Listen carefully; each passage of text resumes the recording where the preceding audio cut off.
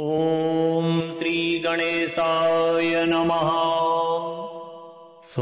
सोमाय नमः। चन्द्राष्टाविंशतिनाम स्तोत्रम्। ॐ अस्य श्रीचन्द्राष्टाविंशतिनाम स्तोत्रस्य गौतमऋषिः सोमो देवता विराट् छन्दः चन्द्रप्रीत्यर्थे पाठे विनियोगः।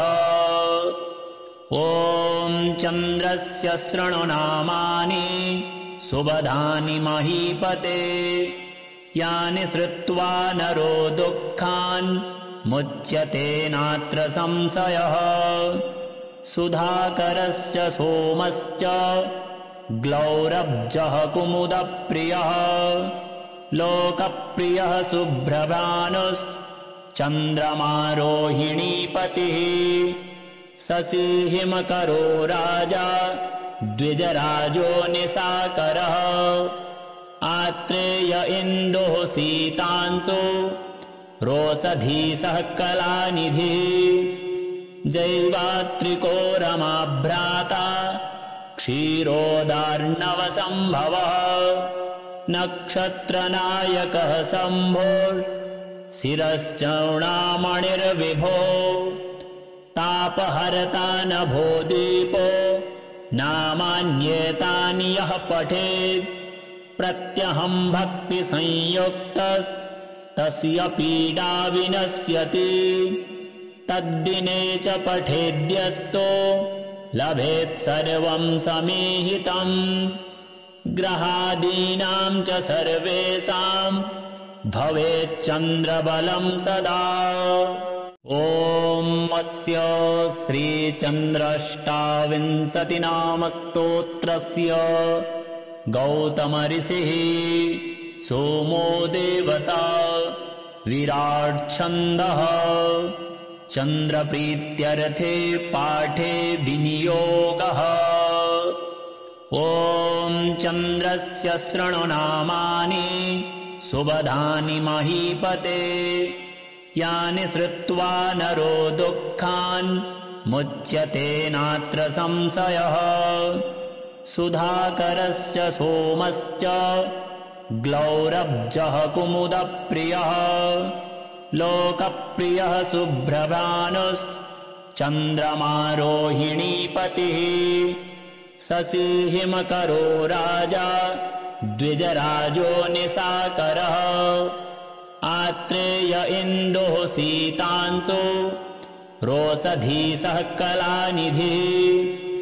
जैवात्रिको रमाभ्राता क्षीरोदार्णवसम्भवः।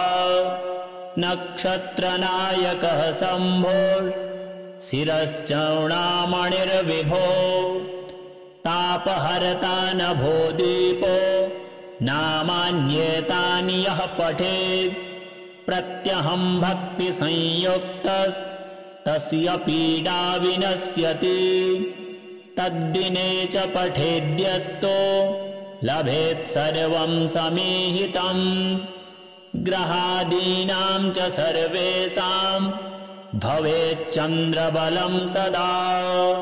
ॐ अस्य श्रीचन्द्राष्टाविंशतिनाम स्तोत्रस्य गौतमऋषिः सोमो देवता विराट् छन्दः चन्द्रप्रीत्यर्थे पाठे विनियोगः।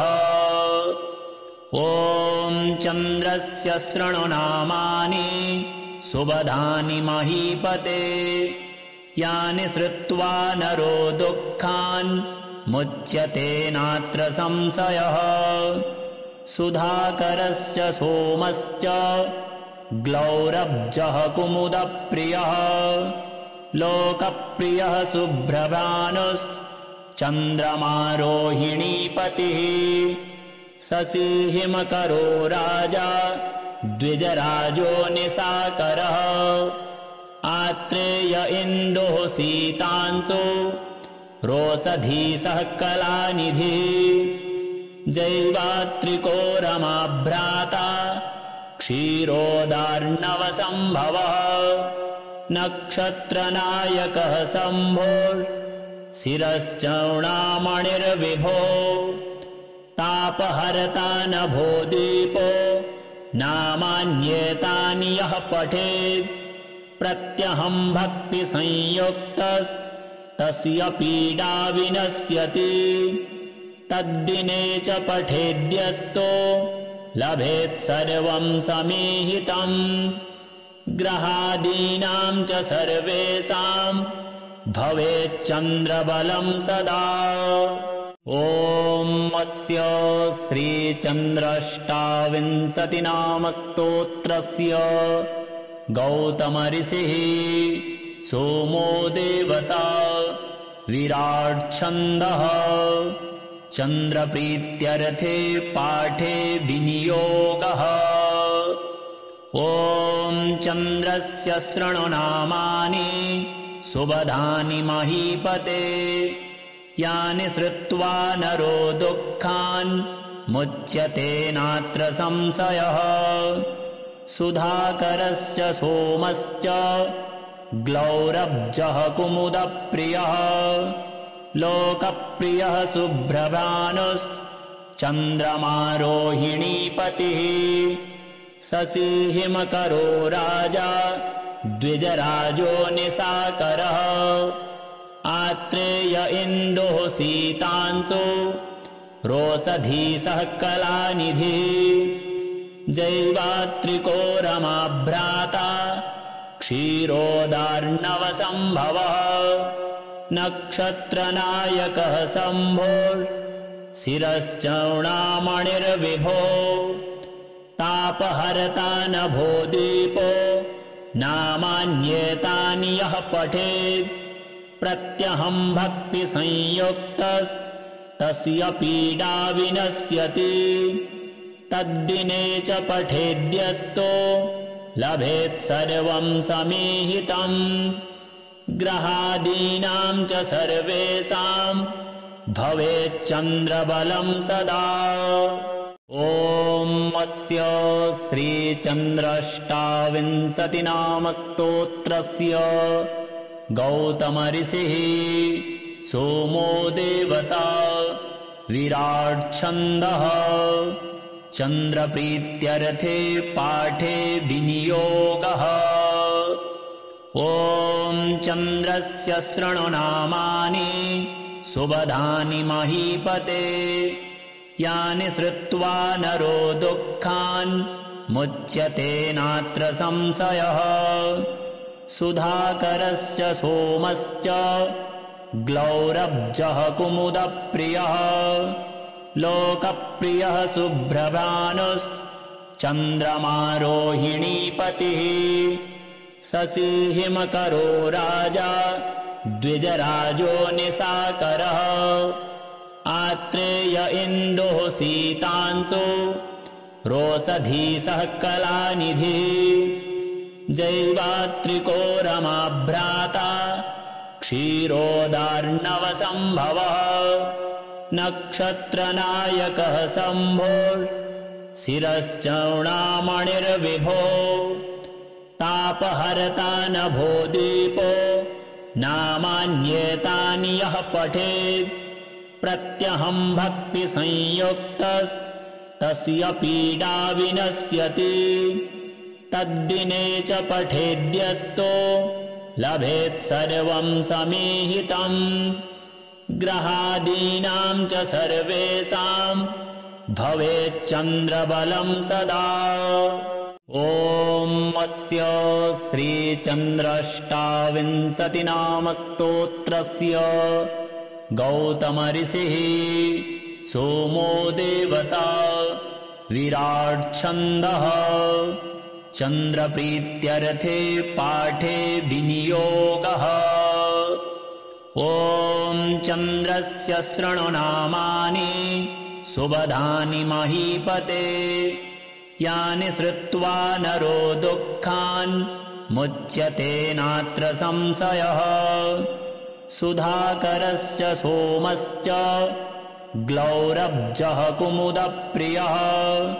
लोकप्रियः शुभ्रभानुश्चन्द्रमा रोहिणीपतिः शशिहिमकरो राजा द्विजराजो निशाकरः आत्रेय इन्दुः शीतांशु रोषधीशः कलानिधिः जैवात्रिको रमाभ्राता क्षीरोदार्णवसम्भवः नक्षत्रनायकः शम्भोः शिरश्चूर्णामणिर्विभो तापहर्ता नभो दीपो नामान्येतानि यः पठेत् प्रत्यहं भक्तिसंयुक्तस्तस्य पीडा विनश्यति तद्दिने च पठेद्यस्तो लभेत् सर्वं समीहितम् ग्रहादीनां च सर्वेषां भवेच्चन्द्रबलं सदा ॐ अस्य श्रीचन्द्राष्टाविंशतिनामस्तोत्रस्य गौतमऋषिः सोमो देवता विराट् छन्दः चन्द्रप्रीत्यर्थे पाठे विनियोगः ॐ चन्द्रस्य शृणु नामानि सुबधानि महीपते यानि श्रुत्वा नरो दुःखान् मुच्यते नात्र संशयः सुधाकरश्च सोमश्च ग्लौरब्जः कुमुदप्रियः लोकप्रियः शुभ्रभानुश्चन्द्रमा रोहिणीपतिः शशिहिमकरो राजा द्विजराजो निशाकरः आत्रेय इन्दुः शीतांशु रोषधीशः कलानिधिः जैवात्रिको रमाभ्राता क्षीरोदार्णवसम्भवः नक्षत्रनायकः शम्भोः शिरश्चूर्णामणिर्विभो तापहर्ता नभो दीपो नामान्येतानि यः पठेत् प्रत्यहं भक्तिसंयुक्तस्तस्य पीडा विनश्यति तद्दिने च पठेद्यस्तो लभेत् सर्वं समीहितम् ग्रहादीनां च सर्वेषां भवेच्चन्द्रबलं सदा ॐ अस्य श्रीचन्द्राष्टाविंशतिनामस्तोत्रस्य गौतमऋषिः सोमो देवता विराट् छन्दः चन्द्रप्रीत्यर्थे पाठे विनियोगः ॐ चन्द्रस्य शृणु नामानि सुबधानि महीपते यानि श्रुत्वा नरो दुःखान् मुच्यते नात्र संशयः सुधाकरश्च सोमश्च ग्लौरब्जः कुमुदप्रियः लोकप्रियः शुभ्रभानुश्चन्द्रमा रोहिणीपतिः शशिहिमकरो राजा द्विजराजो निशाकरः आत्रेय इन्दुः शीतांशु रोषधीशः कलानिधिः जैवात्रिको रमाभ्राता क्षीरोदार्णवसम्भवः नक्षत्रनायकः शम्भोः शिरश्चूर्णामणिर्विभो तापहर्ता नभो दीपो नामान्येतानि यः पठेत् प्रत्यहं भक्तिसंयुक्तस्तस्य पीडा विनश्यति तद्दिने च पठेद्यस्तो लभेत् सर्वं समीहितम् ग्रहादीनां च सर्वेषां भवेच्चन्द्रबलं सदा ॐ अस्य श्रीचन्द्राष्टाविंशतिनामस्तोत्रस्य गौतमऋषिः सोमो देवता विराट् छन्दः चन्द्रप्रीत्यर्थे पाठे विनियोगः। ॐ चन्द्रस्य शृणुनामानि सुबधानि महीपते यानि श्रुत्वा नरो दुःखान् मुच्यते नात्र संशयः। सुधाकरश्च सोमश्च ग्लौरब्जः कुमुदप्रियः लोकप्रियः शुभ्रभानुश्चन्द्रमा रोहिणीपतिः। शशिहिमकरो राजा द्विजराजो निशाकरः आत्रेय इन्दुः शीतांशु रोषधीशः कलानिधिः। जैवात्रिको रमाभ्राता क्षीरोदार्णवसम्भवः नक्षत्रनायकः शम्भोः शिरश्चूर्णामणिर्विभो। तापहर्ता नभो दीपो नामान्येतानि यः पठेत् प्रत्यहं भक्तिसंयुक्तस्तस्य पीडा विनश्यति। तद्दिने च पठेद्यस्तो लभेत् सर्वं समीहितम् ग्रहादीनां च सर्वेषां भवेच्चन्द्रबलं सदा। ॐ अस्य श्रीचन्द्राष्टाविंशतिनामस्तोत्रस्य गौतमऋषिः सोमो देवता विराट् छन्दः चन्द्रप्रीत्यर्थे पाठे विनियोगः। ॐ चन्द्रस्य शृणुनामानि सुबधानि महीपते यानि श्रुत्वा नरो दुःखान् मुच्यते नात्र संशयः। सुधाकरश्च सोमश्च ग्लौरब्जः कुमुदप्रियः लोकप्रियः शुभ्रभानुश्चन्द्रमा रोहिणीपतिः।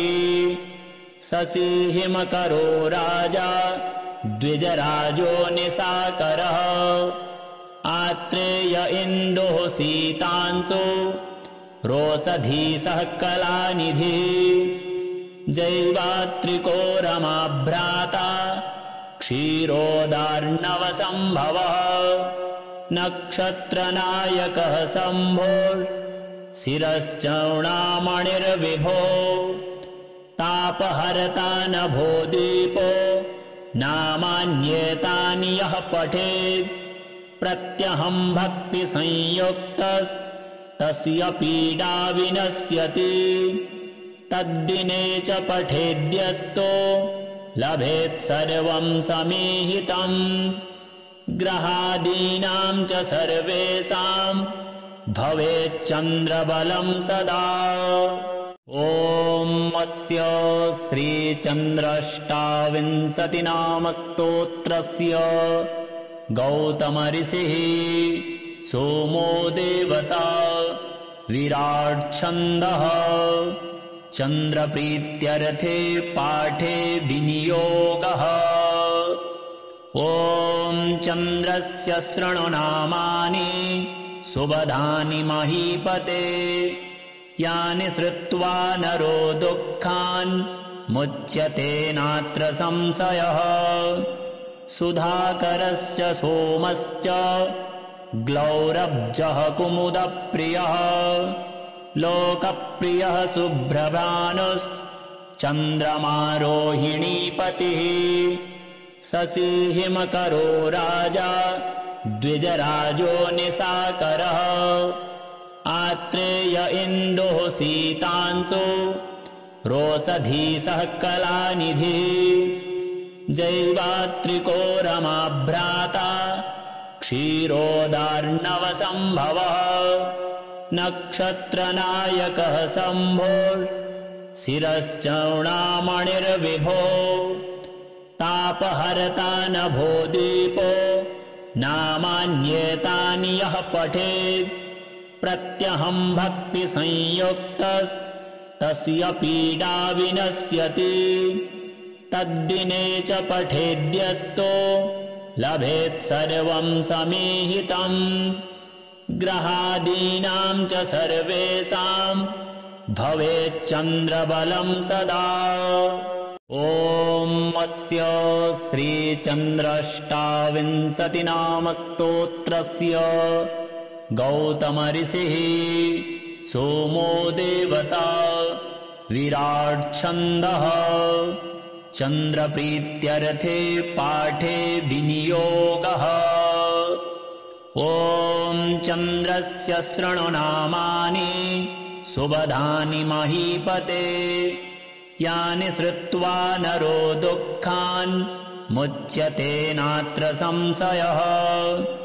सुधाकरश्च सोमश्च ग्लौरब्जः कुमुदप्रियः लोकप्रियः शुभ्रभानुश्चन्द्रमा रोहिणीपतिः शशिहिमकरो राजा द्विजराजो निशाकरः आत्रेय इन्दुः शीतांशु रोषधीशः कलानिधिः जैवात्रिको रमाभ्राता क्षीरोदार्णवसम्भवः नक्षत्रनायकः शम्भोः शिरश्चूर्णामणिर्विभो तापहर्ता नभो दीपो नामान्येतानि यः पठेत् प्रत्यहं भक्तिसंयुक्तस्तस्य पीडा विनश्यति तद्दिने च पठेद्यस्तो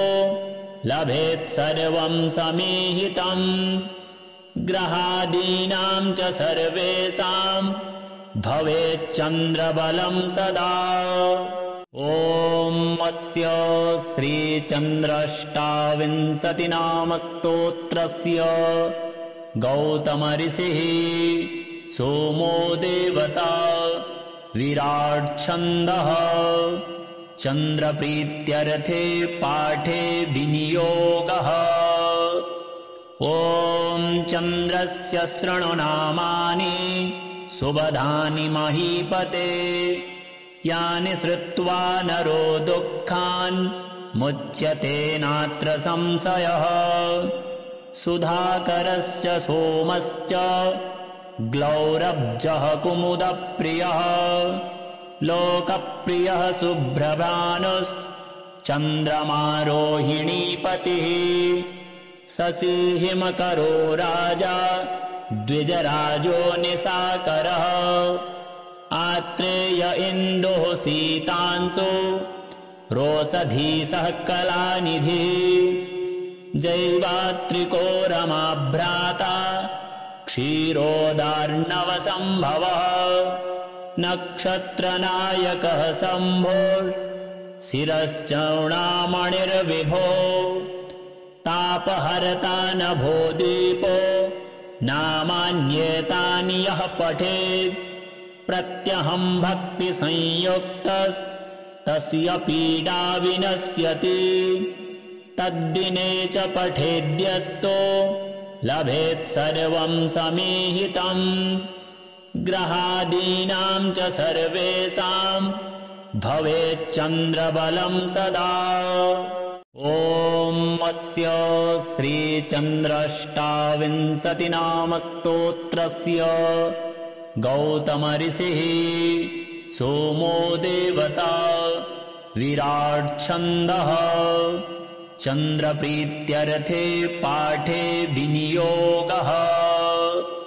ॐ चन्द्रस्य शृणु नामानि सुबधानि महीपते यानि श्रुत्वा नरो दुःखान् मुच्यते नात्र संशयः।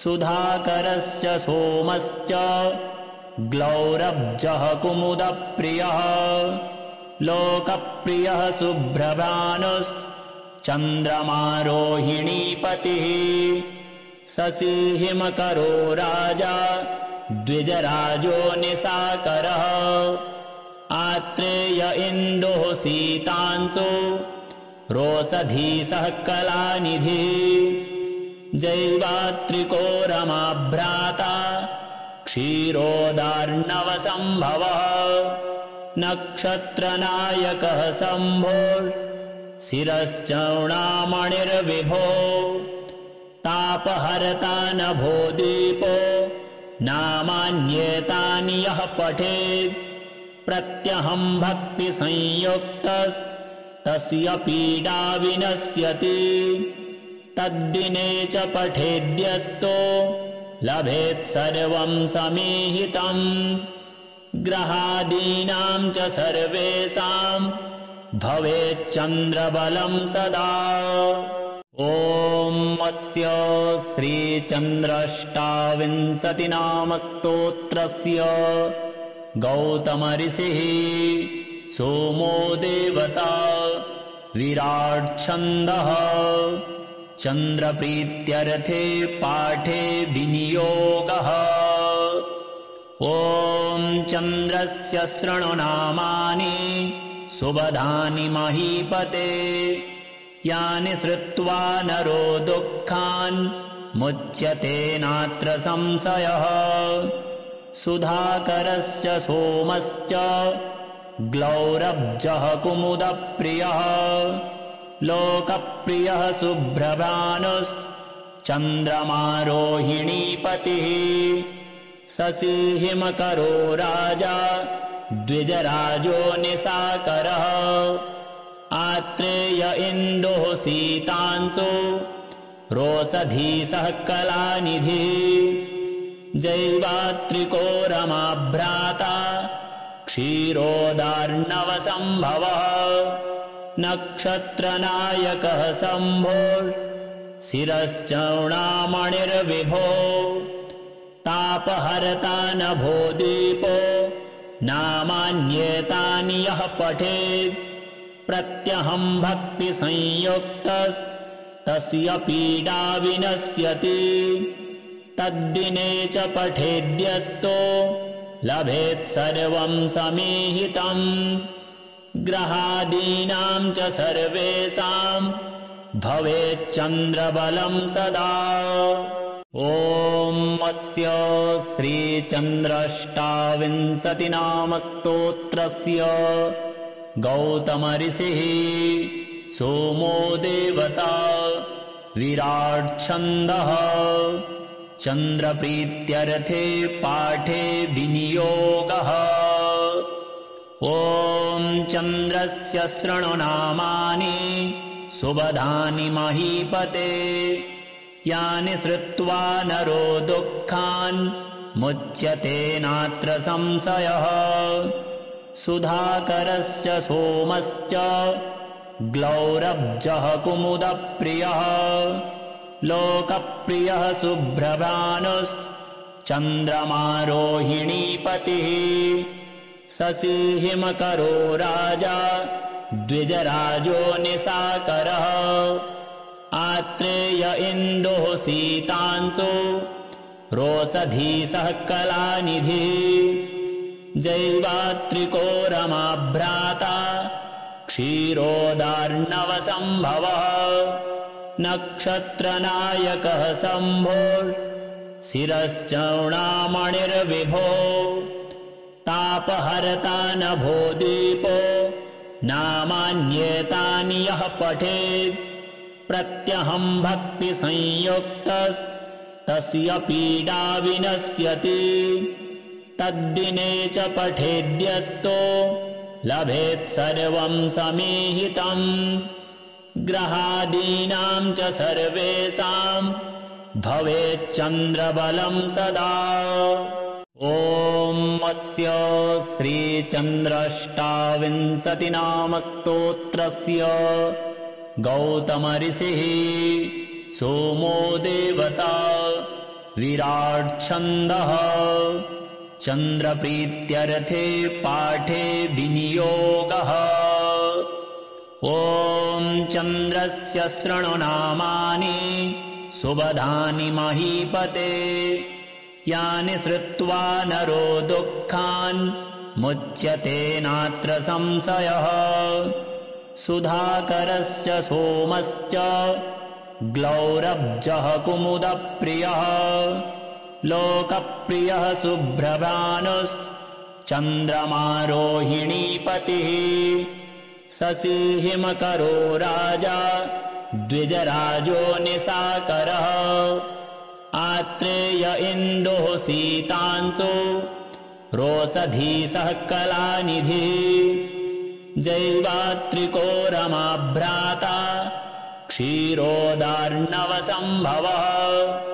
नक्षत्रनायकः शम्भोर्शिरश्चूर्णामणिर्विभो तापहर्ता नभो दीपो नामान्येतानि यः पठेत् प्रत्यहं भक्तिसंयुक्तस्तस्य पीडा विनश्यति तद्दिने च पठेद्यस्तो लभेत् सर्वं समीहितम् ग्रहादीनां च सर्वेषां भवेत् चन्द्रबलं सदा।